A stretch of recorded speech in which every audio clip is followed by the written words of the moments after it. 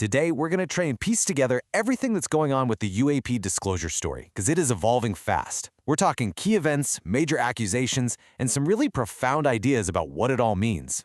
A lot is happening, so let's just dive right in. And yeah, that quote really hits the nail on the head. It perfectly captures the vibe right now. There's this feeling that after so many decades of mystery and silence, the dam is finally about to break. So what's behind all this excitement? Well, it really starts with what's happening in Washington, D.C. There's a huge new development on the horizon that could honestly change everything. We're talking about a new congressional hearing. Our source material is pointing to this very specific, very real event that has everyone's attention, a third congressional hearing on UAPs.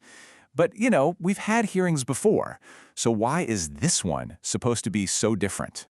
Well, the real game changer this time around is expected to be the quality of the testimony. It looks like we're seeing a major shift away from secondhand stories and rumors toward direct, first-hand accounts. We're even expecting to see whistleblower David Grush back in the hot seat.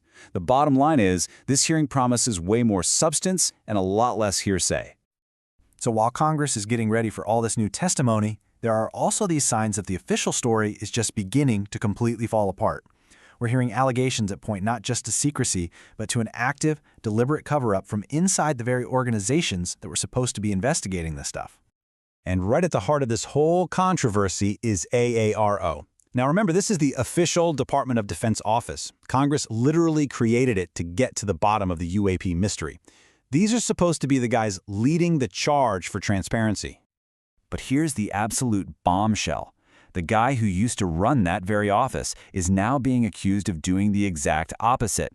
The allegation is that evidence wasn't just missed, it was actively and deliberately hidden from everyone. And look, this isn't just some vague rumor floating around. The language being used in this conversation is incredibly strong. They have him dead to rights. The claim is super specific, that an individual was tasked with collecting video evidence, he did it, but then that evidence got buried, hidden away from any kind of official review. This is where you realize how serious this could be. The conversation suggests this goes way beyond just, bad management. There's actual talk of bringing RICO charges. We're talking racketeering against the people involved. That would basically elevate this alleged cover-up to the level of an organized criminal conspiracy. Okay, so to really get a sense of how deep this alleged cover-up might go, the conversation brings up this fascinating real-world example from a place that's already legendary for strange stuff. Skinwalker Ranch. And honestly, this story sounds like something straight out of a detective novel. All right, let's walk through this because it is a wild ride. It starts when investigators find a 1964 nickel at a dig site. An archaeologist on the team explains that leaving a coin from the year of a dig is kind of like an unofficial tradition. So boom, that points to a secret excavation back in 1964. Naturally, they go check the archives for aerial photos. But guess what? The photos from 1964 all the way to 1968 are just gone. And it gets weirder. An AI analysis of the next available photo from 1969 reveals it was doctored. The exact spot of the dig was literally airbrushed out of the picture.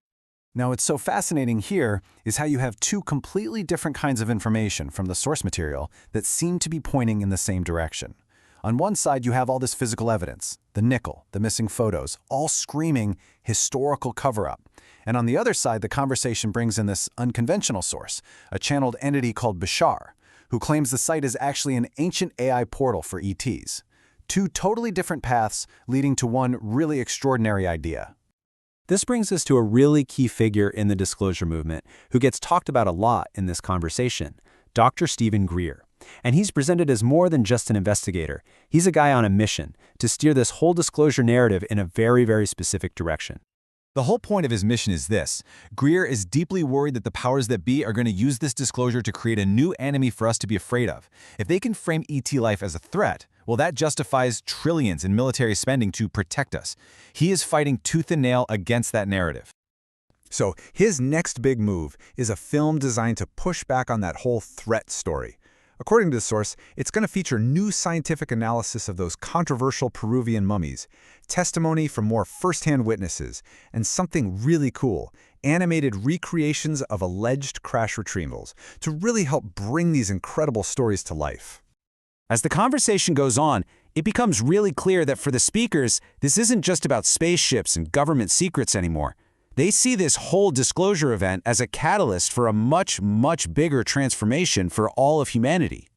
The perspective here is that we're heading for what they call a bumpy road, where the old structures of our world, governments, religions, economic systems, you name it, are all going to start to crumble. But this isn't seen as some doomsday scenario, but more like a necessary clearing of the ground to make way for something new. But what could possibly be powerful enough to cause a shift that massive? The conversation points to just one single technological breakthrough as the key that could unlock this entire transformation. One innovation that could fundamentally rewrite civilization as we know it. And that innovation is free energy. This quote just gets right to the heart of it. If you suddenly introduce free, unlimited energy to the world, so many problems get solved instantly. A lot of the foundational inequality that drives our world could just go away. And just think about what that would mean for us as people.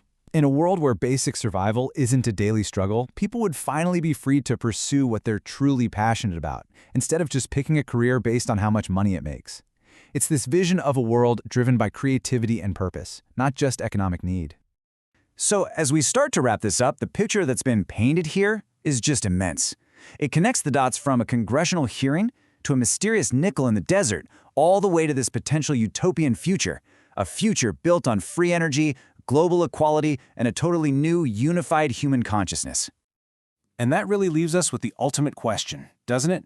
Is all of this just about exposing decades of government secrets, or is it something way more profound?